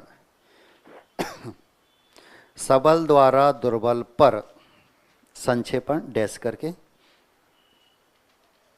सबल द्वारा दुर्बल पर अधिकार, सबल द्वारा दुर्बल पर अधिकार एक बलात् प्रक्रिया है, एक बलात् प्रक्रिया है, बलपूर्वक किया गया कार्य, एक बलात् प्रक्रिया है। पूर्ण विराम। इस क्रिया की प्रतिक्रिया संहारक होती है, इस क्रिया की प्रतिक्रिया संहारक होती है, नष्ट करने वाली, संहारक होती है। यह कठोर उत्पीड़न कई बार, यह कठोर उत्पीड़न कई बार जीवन में, उत्पीड़न कई बार जीवन में समाधानहीन विरक्ति उत्पन्न कर देता है, जिसका समाधान संभव नहीं है।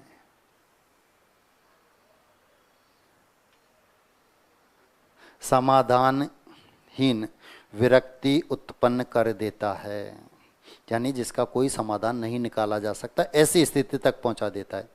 पूर्ण विराम। सुव्यवस्थित समाज ऐसी स्थिति को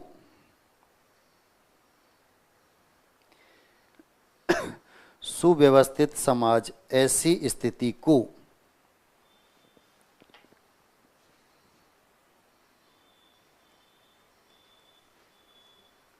विस्फोटकता ऐसी स्थिति को विस्फोटकता तक पहुंचने से रोक लेते हैं। सुव्यवस्थित समाज ऐसी स्थिति को विस्फोटकता तक पहुंचने से रोक लेते हैं, यानी वहां तक ये स्थिति नौबती उत्पन्न नहीं होने देते। ये आपके 10 अंक हैं। ऐसे ही आते हैं। मैंने आपको पहले बताया अवतरण की पहली पंक्ति में भी शीर्षक मिलता है और कभी अंतिम पंक्ति तक नहीं मिलता, कभी अंतिम पंक्ति तक नहीं मिलता। बहुत महत्वपूर्ण है, सावधानी पूर्वक पढ़ेंगे तो ही समझ में आएगा। वहां तो समझ में तो आ रहा था। अगला अवतरण सावधानी पूर्वक पढ़ेंगे तो समझ में आएगा। मैंने आपको बताया पहले वाले जो 2 4 5 थे वो तो सामान्य से थे। एग्जाम हॉल की स्थिति में ऐसे आते हैं, एग्जाम हॉल में ऐसी स्थिति में देखने को मिलते हैं, ऐसे अवतरण होते हैं वहां, बिना पड़ोसी की सहायता के।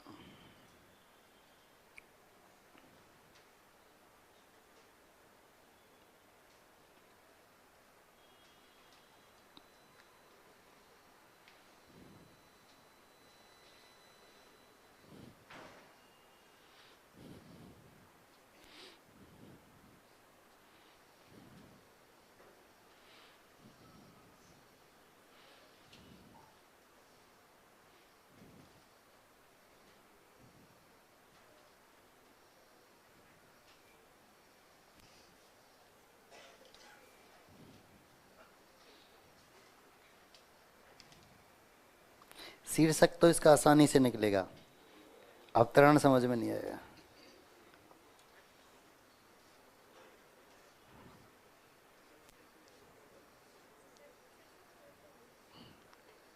अवतरण देख लेता हूं पूरा।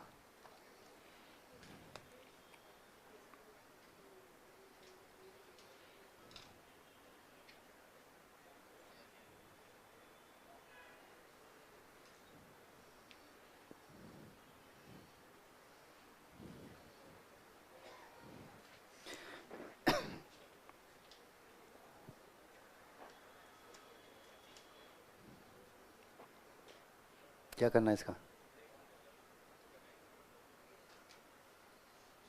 अरे लिख के बता, ऐसे समझ में नहीं है ना।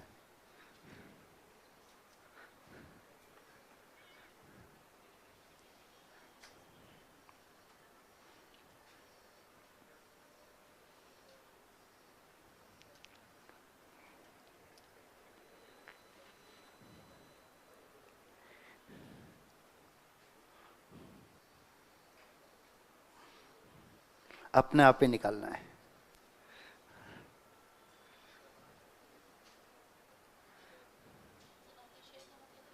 मैं अपना शीर्षक आप निकाल लूंगा। सुबह वाले पेपर में था ऐसा, निश्चयवाचक सर्वनाम, निजवाचक सर्वनाम। निजवाचक सर्वनाम का उदाहरण आया था, तो आपको अपने आप ही निकालना है।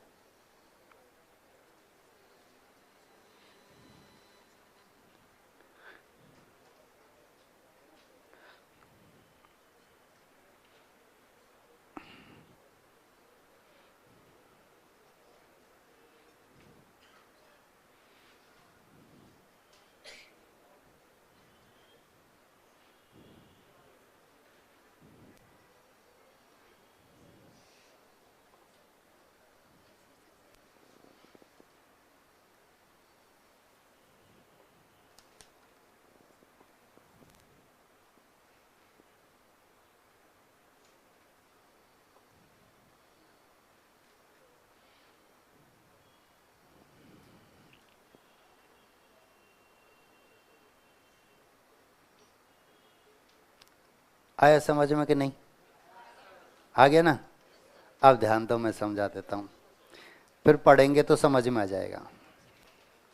पहले मैं बता देता हूँ, फिर अवतरण को पढ़ेंगे, सब कुछ समझ में आता हुआ चला जाएगा। एक मकान है, उसका पेंट हो रहा है, सुंदर दिखाई दे रहा है, ये रूप है। उसकी नींव भरी हुई है, पिलर खड़े हुए हैं, ये तत्व है। ठीक है? उससे बाहर से जो आपको दिखाई दे रहा है वह तो रूप है, उसकी नींव और पिलर जो खड़े हुए हैं वे क्या है? तत्व है। संस्कृति हम सब हैं, समाज है। अब इसको देखो ध्यान से, सब कुछ समझ में आ जाएगा। रूप और तत्व एक दूसरे के अभिन्न अंग है, एक दूसरे पर रुके हुए। ठीक है? यदि आप पेंट नहीं कराएंगे तो खाली बिल्डिंग, और नींव नहीं खोदेंगे तो, पिलर खड़े नहीं करेंगे तो सुंदरता ही नहीं आई। ठीक है? रूप की अभिव्यक्ति सौंदर्य का प्रकाश है, सुंदरता का प्रकाश रूप, जो बाहर से आपको दिखाई दे रहा है। ठीक है? तत्व सत्ता का सार, जिस पर टिका हुआ है, संबल, सहारा, सब कुछ इसी पर टिका हुआ है। तो रूप क्या बताया? सौंदर्य का प्रकाश। तत्व क्या बताया? सत्ता का सार यानी संबल। ठीक है? तत्व का महत्व भी कम नहीं है, जो हमको दिखाई नहीं दे रहा है उसका महत्व कम है क्या? नहीं है, सब कुछ उसी पर टिका हुआ है। ठीक है? यद्यपि संस्कृति में रूप के सौंदर्य की प्रधानता है। संस्कृति कौन है? हम। अब हमें क्या नजर आ रहा है? रूप। तो हम तो उसी को देख रहे हैं, हमको तो वही नजर आ रहा है। ठीक है?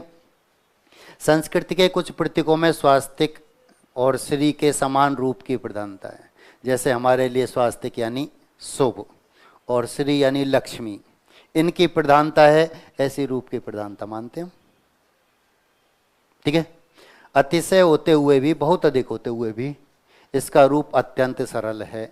इन सरल रूपों में प्रचुर भाव का अतिशय सन्निहित समान रूप से समाहित होकर संस्कृति को मंगलमयी बनाता है, हमें आनंद की अनुभूति कराता है। संस्कृति कौन है? हम। मंगलमयी यानी आनंद की अनुभूति। ठीक है? भाव इन रूप तत्वों का आंतरिक और चिन्मय तत्व है। ठीक है? भाव जो है, इसको हम सोच रहे हैं, ये सब कुछ, यही भाव संस्कृति की आत्मा है। हमारे अंदर जो उत्पन्न है वह आत्मा। ठीक है? भाव के सूक्ष्म तत्व की भांति जीवन और संस्कृति में स्थूल तत्व का भी महत्व है। दोनों का है, सूक्ष्म का भी और स्थूल का भी।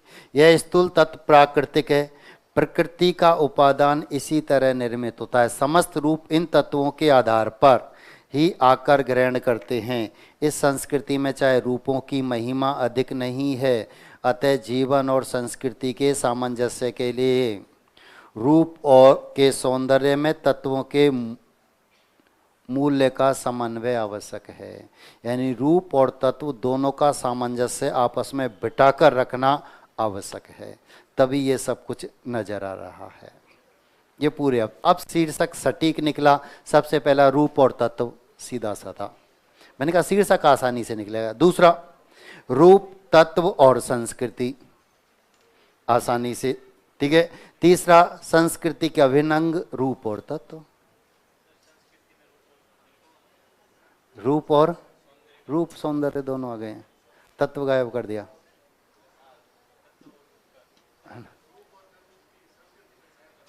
हाँ, अभिन्न अंग में दोनों आ गए, यही हो गया। ये आपके शीर्षक यहाँ पर निकल कर आते हैं। और कोई शीर्षक आया? रूप और तत्व का समन्वय सही है। संस्कृति का उद्भव नहीं है, नहीं। शीर्षक निकाला संस्कृति की रूप एवं तत्व, हाँ, अभिन्न अंग, रूप और तत्व, है ना, ये इनके अंग। अब आपको क्या निकालना है? इसका क्या लिखना है? संक्षिप्तीकरण। लिख लोगे? लिखो, मैं लिखा देता।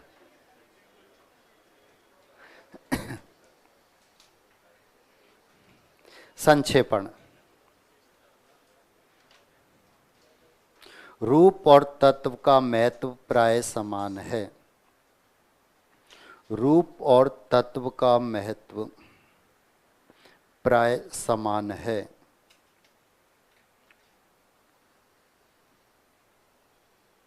पूर्ण ब्रह्म।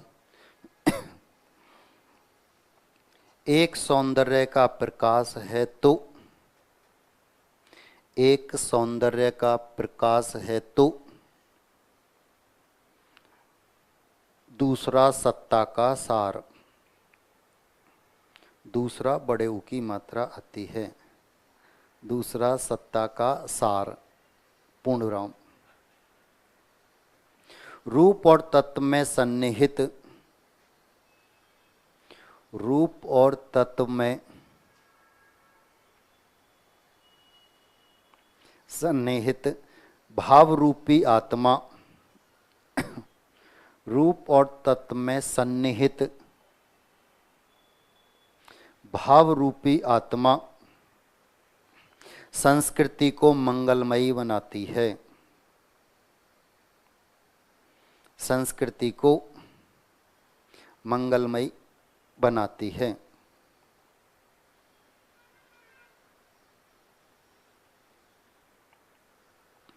जीवन को सांस्कृतिक रूप प्रदान करने के लिए, जीवन को सांस्कृतिक रूप प्रदान करने के लिए यह आवश्यक है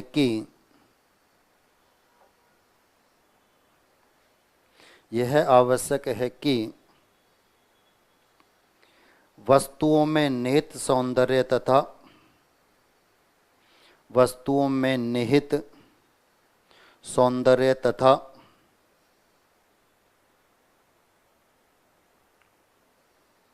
उनके निर्माणकारी तत्वों को, उनके निर्माणकारी तत्वों को समान महत्व प्रदान किया जाए। समान महत्व प्रदान किया जाए। 10 अंक पूरे। बाकी का अगली क्लास में।